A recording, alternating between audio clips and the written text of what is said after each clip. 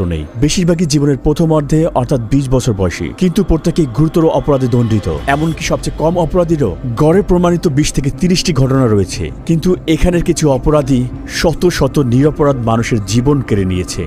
আমি বন্দীদের প্রশ্ন করতে পারি? না না না, যদি আপনার কোনো প্রশ্ন থাকে আমি সেগুলোর উত্তর দিতে পারি। আর তারা যদি আমার সাথে কথা বলতে চায় তাহলে আপনি কি করবেন? আমি তাদের এটি করতে দেব না। তারা জানে যে নির্দেশনা মানতে না পারার জন্য পরবর্তীতে শাস্তি হতে পারে। এদের মধ্যে কোন গ্রুপ নেতার সাক্ষাৎকার নিব এটা জানতে প্রচন্ড আগ্রহী। আমাদের জন্য এই হলুদ লাইন পার হওয়া সম্পূর্ণ নিষিদ্ধ, কারণ তারা পৃথিবীর সবচেয়ে বিপজ্জনক মানুষ।